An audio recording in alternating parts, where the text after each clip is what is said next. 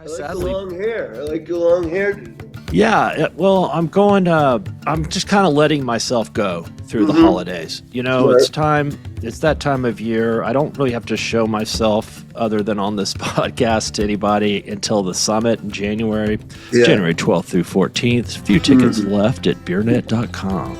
You're gonna emerge like a phoenix for that one. Yeah, I'm gonna go get my beard trimmed, my hair's cut, and I also, Sam, I got my first hip replacement last week. Oh my goodness! Who's So- the jingle? Who's the bell that you ring? Who's that pull for? That's for Millicent to get me a drink. Millicent, it goes over real well. My parents have both had them. I imagine if it's hereditary, I'll be facing that someday. Do you already feel better than before the surgery?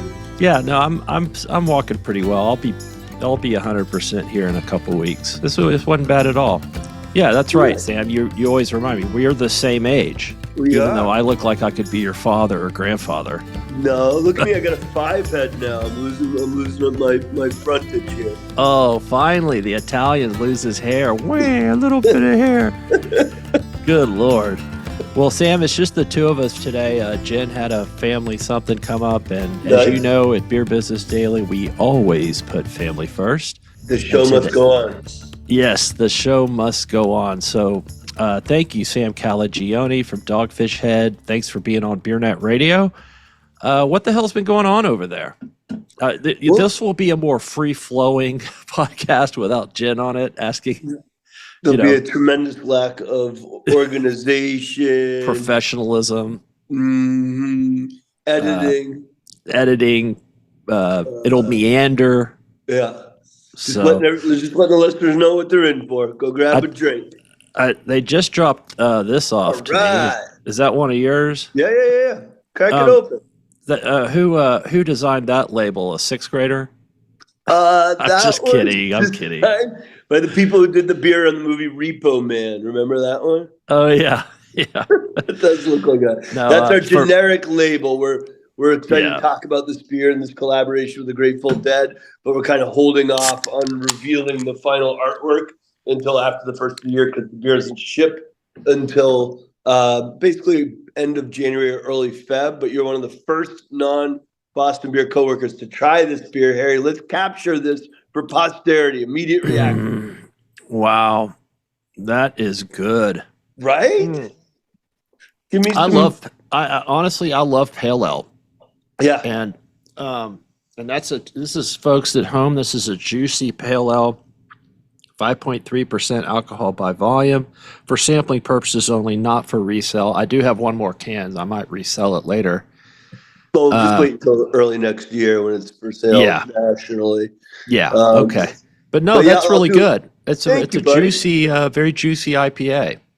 And what a long, strange trip it's been. We've worked on this recipe for almost a year. We've worked closely with our old buddy David Lemieux, who's the archivist and historian for the Grateful Dead. He's been along for the whole ride. And so we wanted to do something like kind of, if you look at today's craft drinker, they're a little less interested in all the different hop varieties and technical information about the yeast than when you and I were coming up in the AAA ball fields of America. Right. That's very 2015. Exactly. Like, and I deserve, a criticism for, as recently as launching a beer called Hazy O, where I talked on the label about the 4 different O's that were in it, and the oatmeal and the oat milk, and making it a relatively complicated proposition at the shelf. And so for this one with the Grateful Dead, we just said, fuck it. This is a juicy pale ale.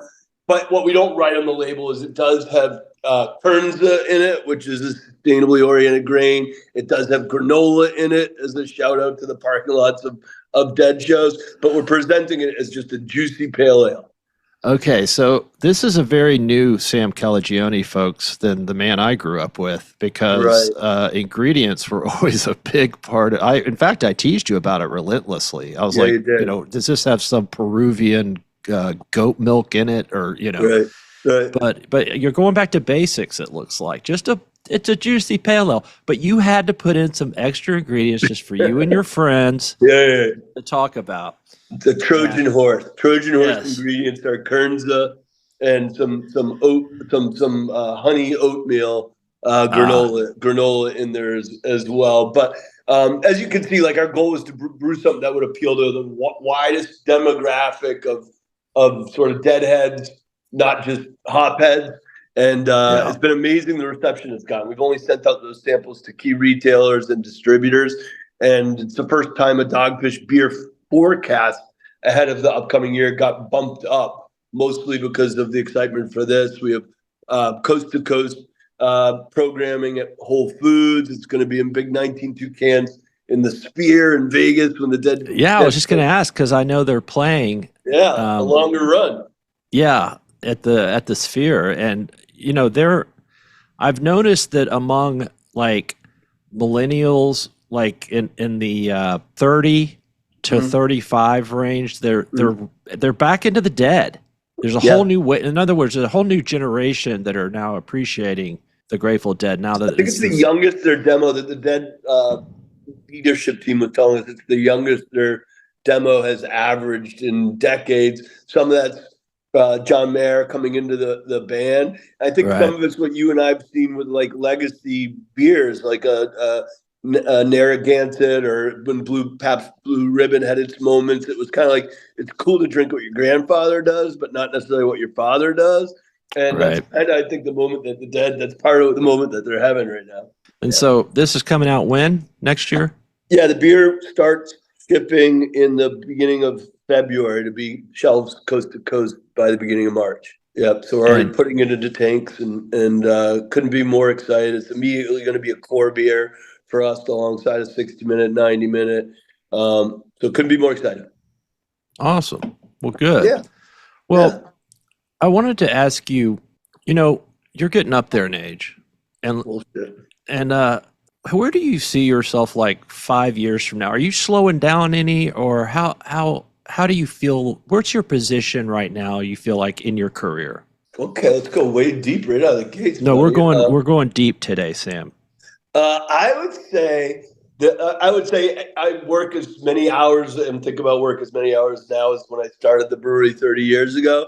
And I can also say one of my great mentors and my coworker Jim Cook's the same way, and we're almost exactly 20 years difference. He's about 75. You and me about 55. So he's still working his ass off and enjoying it. What I have been doing is like thinking through like what are the sort of foundational like tent poles of growing a brand that can age for decades and improve with time with decades. And I kind of have that in my mind. From my perspective, it's like the 3 C's. And in the world of brewers, we used to talk about like Cascade, Chinook, Columbus, the 3 C hops. But the 3 C's of brand sustainability, I would say, are commerce, creativity, and community building. And you got to kind of be firing world class on all 3 of those if you're going to sustain a brand for decades, the way Dogfish or Sam Adams or you have been able to do. And I would say, as I'm getting older and my time I feel is more precious, as I know I've got to participate in the commerce side, obviously, of what we do as a public company, but that I think I contribute the most and get the most personally out of working on the community engagement, community building, and the creativity side.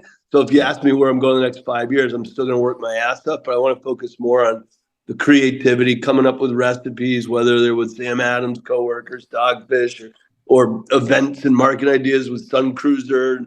Dogfish is still the bulk of my work and probably will be per brand, plus my work on the board. But I'd say focusing more on those 2 things, community building and creativity. If you put those buckets in front of you with your company and your coworkers, where are you sitting on your focus? About a year ago, I was making noise about wanting to retire or do something else. Still, still with a foot in the beer door, but maybe doing something else. And in the last year, I've really thought about it, and especially since Jordan's been on paternity leave for the past 2 months, so I've really had to get back into it and writing. Why would I do that? I enjoy this. Why would I want to start over? And so no, I'm kind of like you. I love this industry and I love the people in it. And it's just such a great, I get to travel to cool places, and I'm like, what am I thinking? What else am I going to do? So Right. yeah, I'm kind of the same way. I, Yeah. I have restructured my company so that, other people are running it, and Millicent's running it, and Jessica's doing all the admin. And so I'm completely on the editorial side, which is where I belong. So that'd So be more that's the good. creativity and community building, Yeah. and less focused on the commerce. You and I are just the same. Totally Yeah. are. I don't I'm a like I don't Gemini. like doing budgets. I Are don't you a like Gemini? budgeting. Am I I'm a what? Gemini. I'm a No, Gemini. I'm a Capricorn. Is there any credence or is there validity in the stereotypes of that for you? I don't think so. I mean, I would use it to my advantage when I was single to attract Mm-hmm. loose women. Yeah. Who seem to abide by it. I But got that. Are you putting a chew in while you drink that gorgeous Grateful Dead beer? oh no, you caught me. It enhances the taste. Keeping it classy. If you want to step outside and vape, just put me on speaker so that you can hear me outside of your spot or your sauna. No. It's this is delicious even with the Zen. And so nicotine is it's a powerful drug, Sam. It's hard to get rid of. But so tell me, didn't you guys come out with a tequila Dogfish Head this year? How's that done? Yep, I'm not drinking that one. I'm drinking right now. I'm having our vodka mule, our passion fruit and citrus vodka mule. And yeah, I mean, as you know, Beyond Beer base, whether it was before it was called Beyond Beer, Dogfish is just saying off-centered goodness. And we opened one of the first craft distilleries 22 years ago and have been making cocktails of our own spirits for over 2 decades. Not many brands can say that. And then pre-merger with Boston Beer, Jim Cook and the team at Boston Beer was all over that movement before it had a name as well, whether it's Twisted Tea or Truly, and now Sun Cruiser's grown strong for us. So we feel really excited about the spirit side of our portfolio for 2025. Talk about self-inflicted wounds. Dogfish at our scale of the 6 national BBC brands, counting Sun Cruiser as its own brand now. We're by far the smallest budgeted for marketing. And Mariah and I have always loved that because we're very, grassroots, hands-on. And that's still how we thrive and get our message out more than traditional advertising. But the last 3 years, because of our brand scale, Dogfish gets one major focus month from the whole national BBC organization. It's always been July. And for the last 3 Julys in a row, we've run out of canned cocktails less than halfway into our focus month. Oh, man. So imagine how happy that makes our distributor, retail partners, much less our own salespeople. So I'm excited to say that as a board at Boston Beer, like a few months ago, we voted and allocated the money so that we're putting in the equipment. We could always make the spirits in Milton, Delaware, but we didn't have the slim can packaging equipment, but we just greenlit that spend. And so as of, February of next year, all Dogfish canned cocktails are going to be made in-house, and we'll be in charge of our own destiny and not run out of canned cocktails. So I think they're up like 20-something% in the Northeast for us now that we've been in stock for a while. And so we think that's going to be a growth driver for us, as we think Sun Cruiser is going to be a huge growth driver for us. We're definitely very, very bullish on the spirit-based side of Beyond Beer. And then we got Twisted Tea as the number 1 Beyond Beer. So we have a lot to be excited about in that space. I was in New York a couple of weeks ago. I was so surprised. I was at a bar, and the only RTD they had was Sun Cruiser. All right. No High Noon. No, and I thought somebody's doing their job. I guess Manhattan Beer. Beer and Rachel, who runs sales in New York for us, and her whole team. But we're doing really well in New York. We're doing especially well in New England, where we were first to market compared to competitive brands. And so we're dominating market share in New England. We have some catching up to do in the Atlantic, but that's our goal. And then the Wild West literally is that for the whole tea vodka concept. So we feel really good about our opportunities to grow there. Right. Well, I wanted to talk about the consumer and the young consumer. Bunch of wussies. Yeah, Bunch of it wussies. sure seems like it. Yeah, I mean, like you said, you start talking about ingredients and things, and these kids, their eyes glass. So they just want a very simple proposition, and Yeah. craft beer seems to be a little too complex for them. Like when you're out in the trade and schmoozing and boozing, what do you see as some trends that are emerging with this young consumer? I don't think craft beer. There's a consumer that still wants to go get down and dirty with the hop varieties and the exotica and nomenclature of craft. I don't think it's gone away, but I think it's aged to a degree that they're not drinking volumetrically what they were 10 years ago. And my bigger anxiety is just the rhetoric of 2 drinks a day is bad for you, and it's like a few reports have said that, and I think generally speaking, I'm not a scientist, but you could find as many reports that refute that, and the French paradox exists for a reason, and so I just think we're at a weird moment where that message has prevailed on a younger generation, and it's coupled with the moment that marijuana has become legal. So you got this wellness, which is great. Eat better, eat smarter, care more about your ingredients in your food. But to do that and give up, a healthy, volume of weaving some enjoyment of alcohol in your life doesn't seem for me to be the only decision that's out there, Yeah. the only healthy decision that's out there.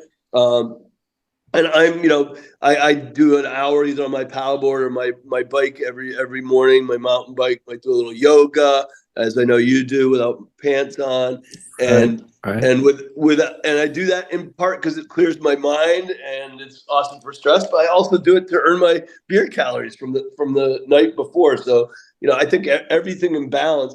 What do you think needs to change for the overall trajectory of beer to get back to growth in America?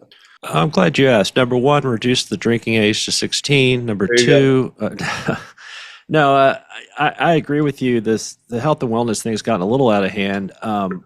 I mean, Jim Cook is proof positive that you can drink every day and still lead a long and healthy and lucid life.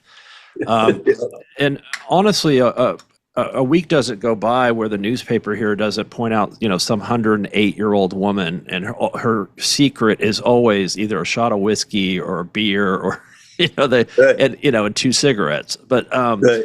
yeah, I mean, it's all genes. But yeah, I think these things, as you know, we've been around a while. They come in waves, and there was if you remember, kind of in the late '90s, there was a real big anti-alcohol push, not so much from a health standpoint, but from a regulatory and tax standpoint, and that got beaten back. And I I think think, remind me and your listeners, Harry, wasn't that kind of tied to it being a gateway drug? And they're like, oh yeah, if you're going to start drinking, then you're going to start doing coke, and then you're going to be stealing yeah, cars. right. It was that, and then also because of the driving situation, uh, Yeah, nobody, we just didn't have Uber, and everybody drank and drive. It was socially acceptable, and or more so, yeah. and so there's different options now. But honestly, I'm working kind of I'm doing research on a thesis for my opening speech at the summit, and I think Uh-huh. we really, really underestimate how much online gambling has leaked the pocketbooks of young men, especially. I've been looking at the numbers, and it's in the billions, and that comes out of the beer budget for a person, I think. Particularly the on-premise budget, when Yes. socialization is just cracking open one drink or a Delta 9 drink at home in front of a computer, and lost that social gathering third space, you Yeah. know, Yeah, for sure. I mean, energy. if you look at the ads on NFL and NBA, and those beer used to dominate those ad slots, and now it's DraftKings and Yeah, FanDuel. yeah. So that and also like you said, the cannabis angle. I mean, you and I both have children in that age group, and so Yeah. just observably they drink a lot less than certainly I did. at the time, probably to their Yeah. benefit. But yeah, and they're just on their phones all the time, and there's just not a lot of incentive to go. They don't go out nearly as much. So yeah, there's just less opportunity. But I do think things swing back. Hey, the only solace I think we can take at this point is that the spirits guys aren't doing any better. And And wine and now is on the same oh yeah, nobody drinks trajectory. wine.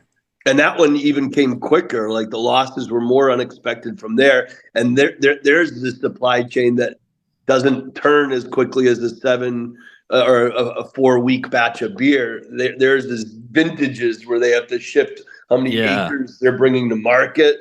So yeah. I know the wine world's experiencing a lot of hurt right now too. It's a terrible business. And when you think about the poor wine guys, but yeah, I think we'll probably have a pretty good year next year just because the last two have been so bad. The comps are easy, and Yeah. if the weather is good and the economy picks up, and all the things happen that we've been promised by the government, then Yeah. maybe people start going out and having fun again. What's wrong with that? Nothing at all. And I know the early signs, like of polling, entrepreneurs, small business people, is that they think it is going to be a good 2025, and that's where a lot of jobs are. Yeah, in our industry as well. So I'm pretty excited about that. And I'm on the road. Jim does more of he'll come to your conferences and Benj, and I do more of the BA Brewers Association, GABF, and that kind of thing. I do a lot of state guild meetings too, Mhm. and then I get invited. Like Burial Brewery in North Carolina graciously invited me to come, and they're one of the ones of over a dozen, I think, that got decimated by the storm in western North Carolina. So we're brewing a fundraising beer Dogfish with them. I'm going to go down for their big coworker day, but it's inspiring to me when I see small brewers that are not just up against the trend stuff, but up against literally Mother Nature and storms and shit, just dusting themselves off and being like, all right, is that Yeah. all you got? And getting back up the next day to fight again. So our industry's gritty. This has been a challenging year, but I feel the way you do is that next year we're like, all right, let's do this. So Yeah. I'm excited for it. Yeah, because the COVID noise will be completely through the system, plus the seltzer noise, all of that madness, plus the Bud Light noise and all of that madness. And, Yeah. if there's not another Black Swan event, which there's one every year nowadays, but if there's not, and I have confidence that there's not, then I think we're going to have a really decent year.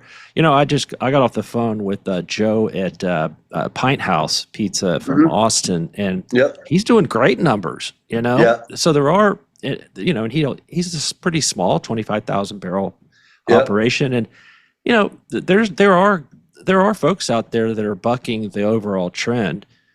They're the ones that do that homage beer to Matthew McConaughey, right? McConaughey or something. Oh, I didn't even I think so. I didn't even know that. Which is a great Yeah. idea for a Texas brewery. Oh But and so yeah. on that on-prem thing, I thought it was wonderful news today. I don't want to date your show, but today all the industry heard that there's somebody filling the big shoes of Bob Pease. Yeah, we can talk about that. Bart Watson was just announced minutes ago. Yeah. Will be taking over at the Brewers Association, which I think is a great natural choice, right? I mean, what are your thoughts on it? Yeah, nobody knows the numbers better than Bart, but no one's like gained the confidence of not just the craft brewing, like the indie craft brewing, BA defined craft brewing part of our industry, but the confidence and respect of his fellow industry peers, whether it's Lester at the Beer Institute or you or a Bump or a Benj or whomever. He's earned it by knowing his shit, but also by really being passionate about, okay, what do we do with these numbers and how do we help America's small breweries react to the trends that we're seeing? So coming, to his presentations for so many years with ideas about how to improve things, not just, state of the industry facts. So I think he's a really thoughtful guy, and it's now a mature industry. And Bob Pease and I, and Jim and you kind of grew up together, and Bob's an amazing, like, entrepreneurial, strategic thinker, and was great at reaching across the aisle to these other leaders and the other entities, and creating great change, particularly with policy and federal policy and the tax, differential and all the other great work he did there. And that was so critical to that era.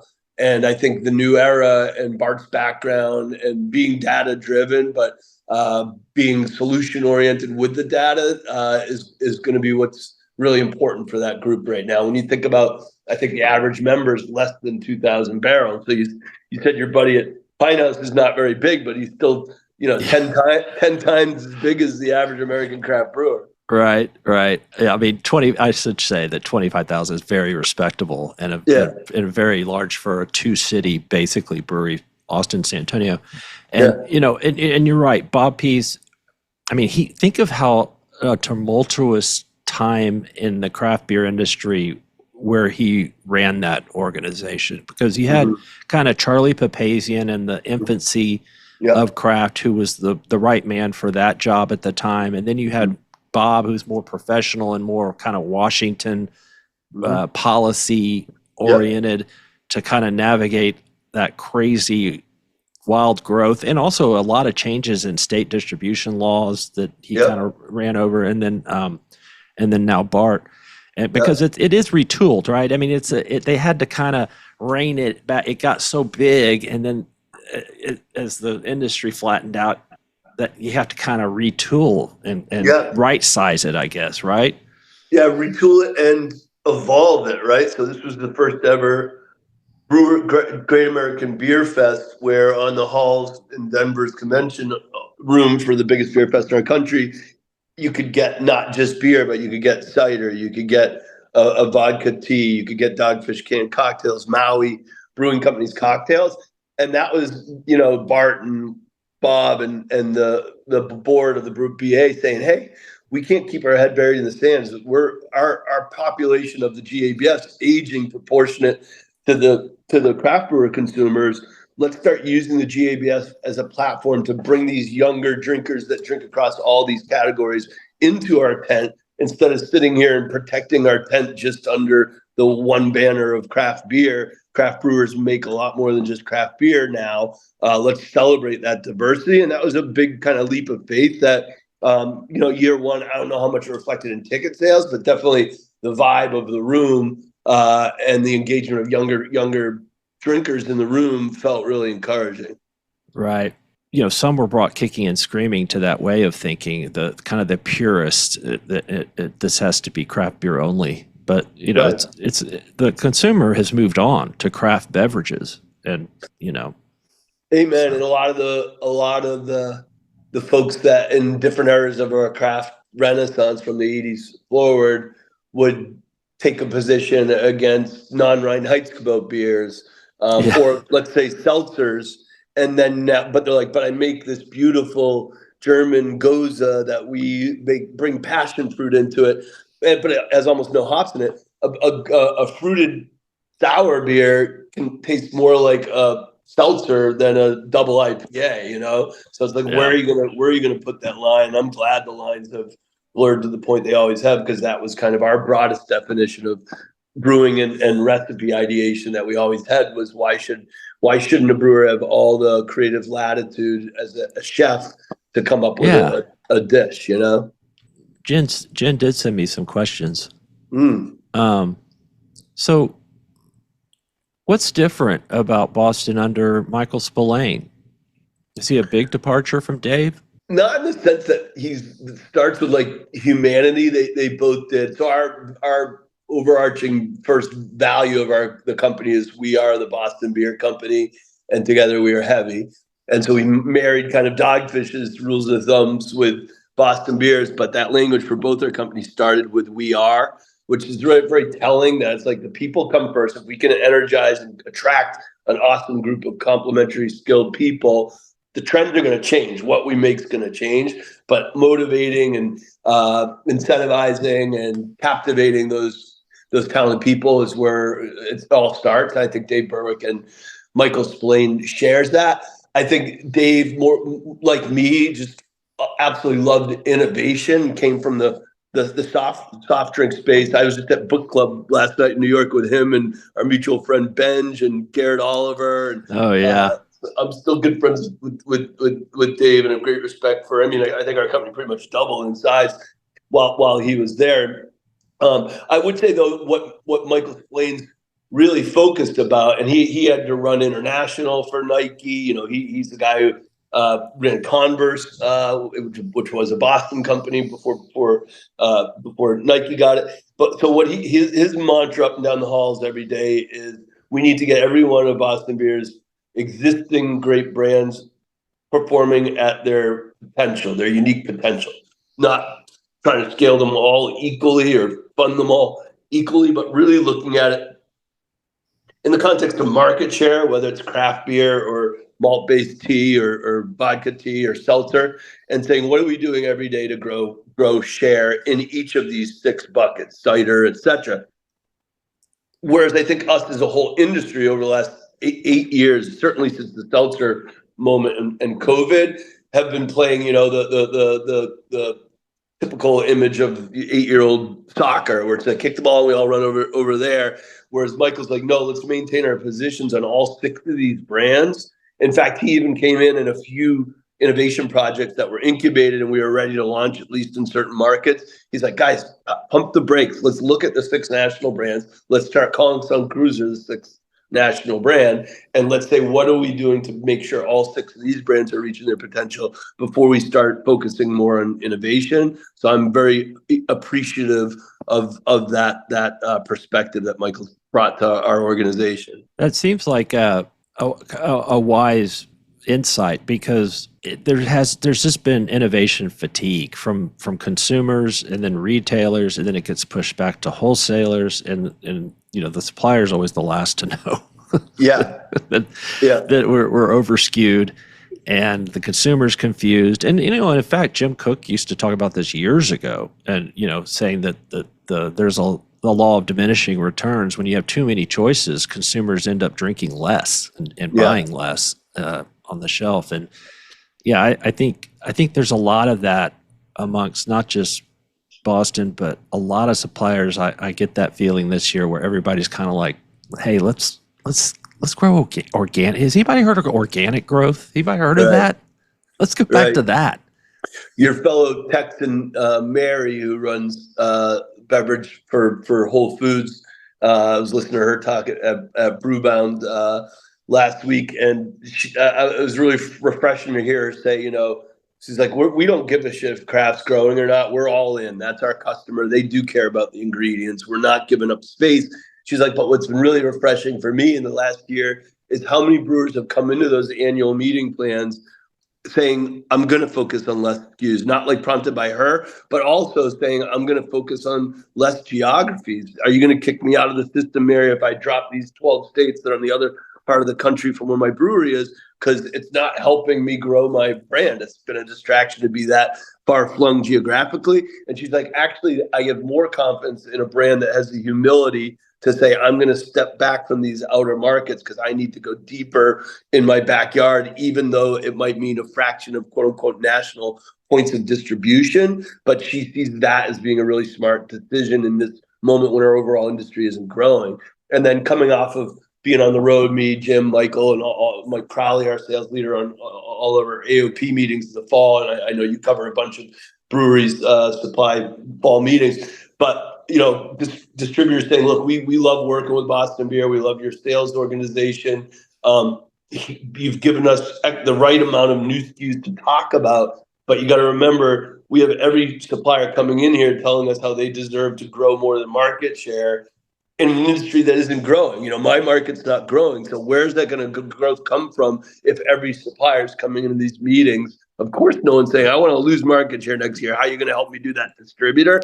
But you really get their perspective and get, you know, a greater appreciation for what our distribution partners are up against with all these SKUs as well. Yeah. And you're right. When the industry is flat or down, the retailer just wants the best assortment to increase their profitability. And that's just velocity per square inch, really. I mean, you know, I would say that overall effective distribution is less important than velocity per account. Yeah. I'm being very profound here. I like it. Jen's going to appreciate the way you stuck to the data. Yeah, she really is. I hope she's impressed. She doesn't watch podcasts that she's not on, I'm afraid. No. Well, what else is shaking over there? Anything else? Well, I want to get more of your take on the on-prem challenges. And you mentioned gaming being part of that. We both talked about kind of the loss of the third place. What do you think are the best opportunities to get people out again? You know, I have two kids like you. I got kids that are legal drinking age like you. Mine's 22, daughter in New York City, and son 25. And she works in fashion in New York, and he's a chef in San Francisco. And he's more of the beer drinker, let's go out person. But like what Greer and her friends do, they live in New York City, which is, you know, expensive as shit. So what they'll do is they'll pre-party, get all dressed up, have a few drinks while they're pre-party, and they're pre-partying in their own apartment, dancing to Taylor Swift, getting dressed up, enjoying their drinks is 3 hours, and then they go out with a buzz that they got for cheap at home for like 1 hour to the bar, nurse one drink. And I was like, okay, that's a model, you know, that's a model. Yeah.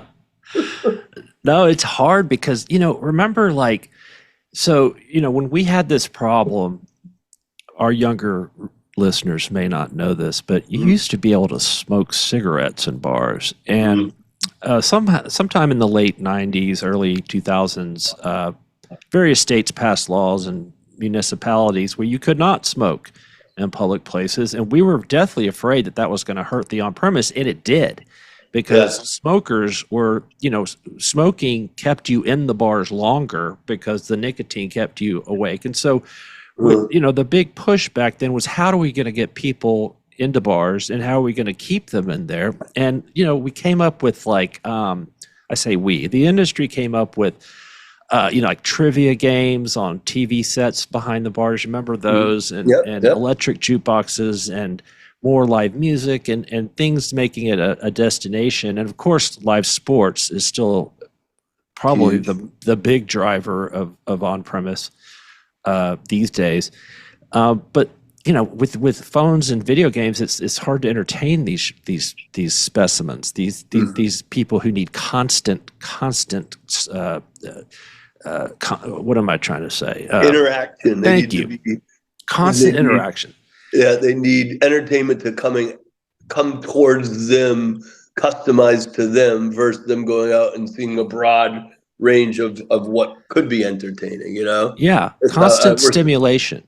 If Jen was here, she'd be saying we're a couple of old curmudgeons. No, actually, since she's had children, she's become way older than I am. And she's just like an old school marm these days. But yeah, I mean, there's a pub at the end of my street that I head down to, and they keep the channel it's an Irish pub, and they keep the TV on the pet channel, where it's usually like where people have dogs making spaghetti, like real dogs, and they do their paws, and it's mesmerizing. I'll sit there for 6 hours and stare at that TV. But you know, that doesn't work for the younger consumer. My son sits next to me and he's like, God, why do they keep it on this stupid channel? You know, and he's staring at his phone the whole time. You know, what I'm trying to tell you, Sam, is that in a long-winded way, is that I don't have the answer. I don't know how to get people out to destinations, and it's expensive. Like you said, it's the price of a beer is now very expensive, and then you probably have to Uber there and Uber home, and you know, so it's a real problem. Luckily, as an industry, we're not completely dependent on that. Having an off-premise outlet. Imagine. I mean, you've been in the restaurant business. Imagine if that's all you had. Yeah, you know.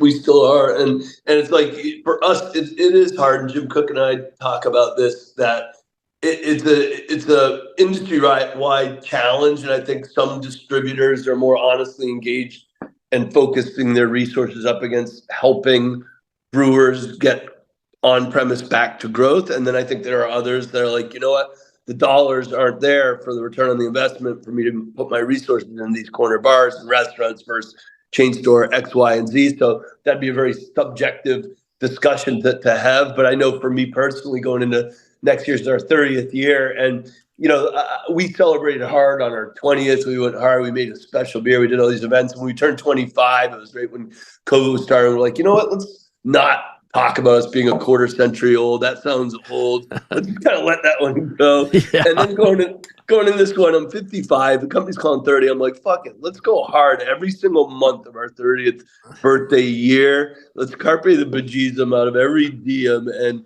talk about, we're proud to be this old, but we're proud to act as young as a brand as we do, even as a brand that's been around for 30 years. So part of that for Mariah and I is I got, and Mariah is retired. Like I'm still, I'm working all the time and excited for all the stuff we going on next year and beyond. But Mariah is technically retiring. She'll always be co-founder of Dogfish and very involved in our philanthropy and come into the brewery and do special events. But one thing we're doing in her first quote unquote retired summer is I've signed myself up for beer dinners in 7 nautical towns, like in Nantucket, the Vineyard, Block Island, Rhode Island, Boston. And we have a little boat with 2 outboard engines. And we're just going to get on our boat in Dogfish Head, Maine and hop around the great New England loop.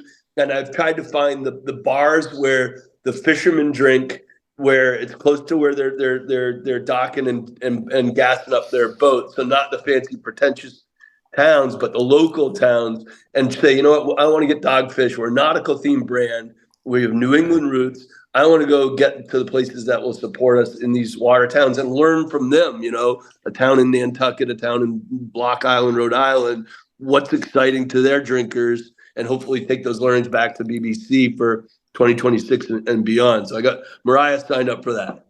Let me get this straight. So you're doing market research by going up and down, taking your wife. See, this is why this is a great industry. This is why this is a one. That sounds like a great time. That sounds like a lot of fun. And I think your insight here is to go into the local fisher's hut, the dive bar. Dive bars are where you really get to the root of all marketing in this business. What matters. It's what matters. Exactly. These and give them the choice of 60-minute and the Grateful Dead Juicy Pale Ale and Sea Quench, which is made with sea salt in it. And not spend a shit time talking about the ingredients, but just talking about other things while we're having beer, not talk about beer while we're having beer, Right. Yeah. I like that. I like that. I'm going to give away a lot of Grateful Dead Dogfish Head hats. I'm sorry that you're in a landlocked city, or we would boat down to you. Well, I mean, we do have U.S. mail. Right. So, right. I mean, you could send me one if you wanted to. I sent you that beer. What have you sent me lately? That's true. I remember when I sent you that bill for all the corkage fees. Oh, that was like a double-digit component of that year's marketing budget. I didn't realize how important the unions were. Yeah, in California. until you sent me that bill. Yeah. Well, I mean, our last summit in San Diego, they put a $10,000 bill for sea turtle habitat protection. No. $10,000. You're like, we didn't even order the soup. Yeah. No turtles were harmed in the making of this conference. I'm almost positive. And so I was happy to pay it because I can pay it. And I mean, you and I remember those days where neither of us could pay for anything. We were so broke. Right. It was about getting through the next, in your case, big conference, or for me, the next annual launch of a new product that had new packaging and stuff that we invested in. So we're still kicking after all these years. Who do you got? Let's do some advertising, promoting for who you got doing presentations at your upcoming event. Oh yeah. We have Jim Cook. I've heard good things. Yeah. I've never heard a bad presentation with Jim Cook. Like every time, even if I see him speak, like say at Binges, and then like a week later he's at like the Brewbound or something, and you're thinking, oh, it's going to be the same thing. No, it's not the same thing. You learn always something new with that guy. Yeah. And I always Always enjoy thinking. Yep. having him. And we'll have the standards from Molson Coors and AB, and we'll have a D9 panel, and we got Bill Newlands from Constellation, and then. Oh, nice. But honestly, the most interesting part of our conference is the wine and spirits part. I always learn way more from that part of the conference, and I don't know any of those people, and I don't. They don't deal with me. They don't even like me. So, but I do learn a lot from them. And how much of their energies are around a beer drinking occasion or space now? 12-ounce serving of something that's wine or spirits based. Yeah, it's becoming more and more a part of and that's why it was prescient to have the conferences together, because now everybody's selling things in a can a lot through beer wholesalers, and it is weird how it's kind of converged. And we'll have people there like Sazerac and Patco and other brands that have moved from wine and spirits houses to beer houses for at least some of their products. And beer wholesalers are undefeated. They always win. They always win in the end. So it just, I mean, you couldn't have written it any better for those guys. They're good business people. Yeah. Yeah. It turns out people want things in a can. Yeah. And guess who's good at selling things in cans in C-stores? Yep. I mean, and at managing draft, they have the better capabilities to manage draft, which is why I hope more and more of them get bullish on, hey, here's a place that wine and spirits can't compete with us. Let's start over-indexing our resources against the draft. I know Keg 1's going to be a pain in the ass. There's no ROI on Keg 1, but what if Keg 20 leads to an increase in off-premise sales because of sampling of 40% more? Then that investment in that small bar starts to pay off. So I'm hoping. What is your opinion of the state of draft? It took such a hit after COVID, but it's kind of come back. What are your thoughts? It has, but it's all. What worries me. I'm eating at an awesome restaurant called Nautilus here, seafood restaurant tonight with one of my high school buddies, treating them to a holiday meal. I love it. It's super high end, super fresh seafood from right in the waters off of Boston Harbor. They're hip as shit, design wise, awesome music, but all they have for tap handles is like 8 taps, and none of them have the branding because they don't want to screw up their design aesthetic. It's a little black knob, and it seems like a small thing, but it's basically saying this experience is all about my brand as the restaurateur. I'll be the expert on everything that we sell, and not allowing the brands that they're selling on draft to come to life visually in the bar. And I think you see that more and more, whether it's a high-end bar or whatever. And that's, I think, a disadvantage for craft breweries. The color of our brand represented on those little tap handles and the diversity of logos and stuff. So I wish that would come back a little bit. And that boat trip for me, I'm going to be giving out glassware and tap handles and hats like it's 1998, Yeah, but no posters of women in bikinis, because that was big in 98. Jamaican bobsled team posters. Oh my gosh. Yeah. I'm going to have it all. Man, those were the days. But you can't go back. You must go forward. And this clean store business with accounts having black knobs, that's going to come and go. Like, I've noticed a real aesthetic that's I think is the fault of Apple, to make everything clean lines and gray and white and not warm, but kind of even auto cars look like that now. And Tesla's, right? Tesla's a good example. You can get it in like 3 different colors. And I drive a white Tesla. It looks just like every other white Tesla, and it looks like a golf cart. And I think the aesthetics is going to go back to more 70s bubbly color. I don't know. I'm too old to really think about it, but no, I think you're speaking some truth here. I think the Venn diagram of your Zin hitting at the exact right moment of 3/4 of your Grateful Dead beer. You're in a sweet spot right now, buddy. It really is. I hope I can keep this going all afternoon. Because you sent me 2. I appreciate that. You can do that. In case I spilled one. You can keep the party going. All right. Well, listen, I gotta I can't keep you all day, I'm told. You gotta fire up your sauna that I see behind Yeah, you. I got to fire. Sweat off that beer you just had. Yeah. Do you have any? We've already made some predictions, but do you have any other like specific predictions for 25? I'm gonna say bring back goofy tap handles, goofy, ornate, colorful, branded tap handles. That's my big ask of the industry. Carried into bars by distributor salespeople, brewery salespeople, and put proudly on tap by the retailers who want to bring that color and diversity back into the beer landscape. I tell you who's kicking ass right now. Who? And I think it is because of the tap handle, and that's Guinness. I love that story. I was texting my buddies. I was the only brewer in my high school chat, and we were all saying, how fucking cool is it that a brewery that sells this much opaque beer globally for this many centuries is having a social media resurgence? Yeah, it's having a moment. Splitting the G. Yeah, splitting the G. That.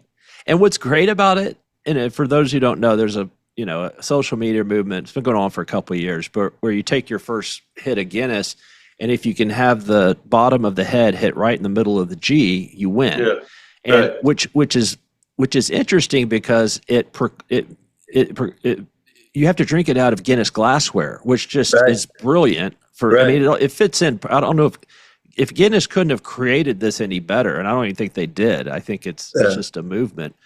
I think it's gained traction because they've embraced it in a way that's really authentic, and they've not cheapened it, but they've just kind of amplified it without cheapening it. Right. Yeah.